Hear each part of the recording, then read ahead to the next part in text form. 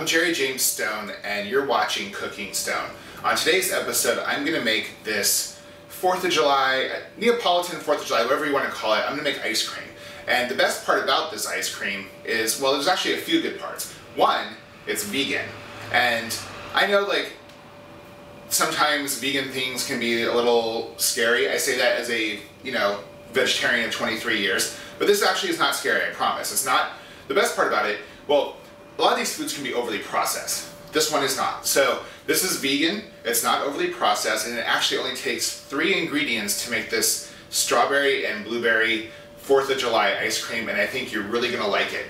It's super quick, 5 minutes to make, you're done, you're set, you're out lighting off fireworks. Enjoy. So the best thing about this ice cream is, one, it only takes these three ingredients: bananas, strawberries, and blueberries. And so outside of just only taking 3 ingredients, it also only takes about 5 minutes to make. That is 5 minutes of actual work time. There is some freezing time where you don't have to do anything at all. But the first thing is to peel your banana, and what you're going to do is you're going to cut it into little coins. They just need to be about equal size. You don't have to be like a whole, anal Amy about it, but just about equal size. And the reason for that is because they're going to freeze. You're going to freeze these, and you want them to, all be frozen around the same time.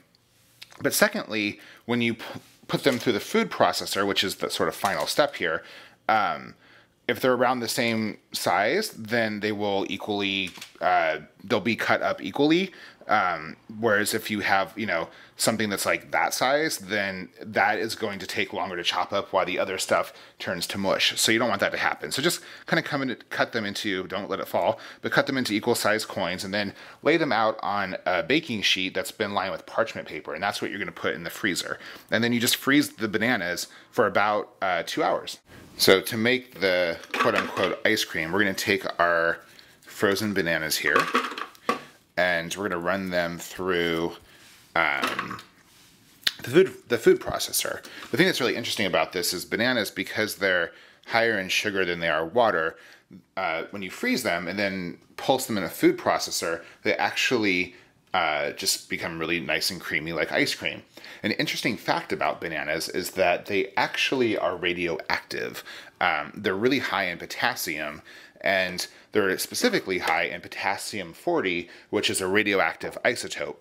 So anyway, we're going to go ahead and pulse our strawberries and bananas here. As you can see, it sort of has this kind of tacky texture to it, just like ice cream. So, well, maybe not exactly like ice cream, but it's close enough. Not bad for 2-ingredient ice cream. So I'm going to put this into our pan, and then I'm going to put it in the freezer to thicken it back up. Now I'm going to go ahead and put this in this pan here. And I want to do it, I'm going to make this sort of like a Neapolitan, so I'm going to do my damnedest to keep it on its one side. Now I'm going to make the blue part of the ice cream, so adding another 1.5 cups of frozen bananas. Now, as you can see, I rinsed out the food processor because, well, you're making a Neapolitan ice cream, and unlike our flag, like, these colors will run, so you want to actually make sure that you don't intermix them. Another interesting fact about bananas, since I'm talking about them today, is that all bananas are actually a clone of each other. They come from a single plant that wasn't actually popular until the 1960s. There was another plant that was used, and the reason for that is it was actually wiped out by disease. And so now we have this other plant, which is actually provides all of the bananas. It comes from, this plant's from Southeast Asia, and it's called the Cavendish banana. And that banana is, so every single banana, when you're looking at, this one is actually a clone of the one next to it on the shelf. Interesting fact. So I'm going to go ahead and pulse another 1.5 cups of bananas. And then once that's nice and smooth, kind of like a soft serve ice cream, then I'll add in the blueberries. And as you can see, that kind of almost looks like ice cream, right? So the reason that this sort of works, I'm not usually a fan of, replacement type recipes, but because the banana is frozen, it sort of loses some of that banana flavor and almost kind of tastes like vanilla ice cream. And in the remainder of the blueberries, let's go ahead and pulse that. Oh yeah, that's coming together nicely.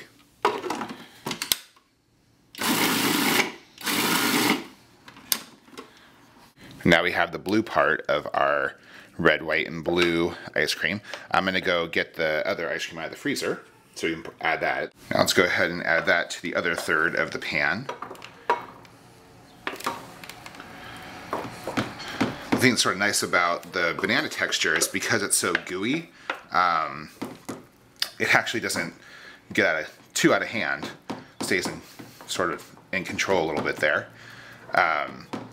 This is coming together nicely. The other thing to keep in mind about that whole cloning thing that I was talking about is with all the bananas being from the same species, that means bananas could easily be wiped out. Not to freak you out or anything. Now we're gonna make our quote-unquote vanilla ice cream by just pureeing the rest of the bananas. So that we did a cup and a half-ish of the other bananas. It takes about 6 bananas total to do this recipe. Of course, you can do more depending on how much ice cream you want. So we did, which those 6 bananas equals about 5 cups of chopped bananas. And we did 1 1/2 cup with the other flavors that involved other fruit, and we're gonna do 2 cups of this one. So let's just pulse that. And there you go. Now I'm gonna put that in the pan with the other flavors. Now let's go ahead and add the vanilla part to our ice cream here.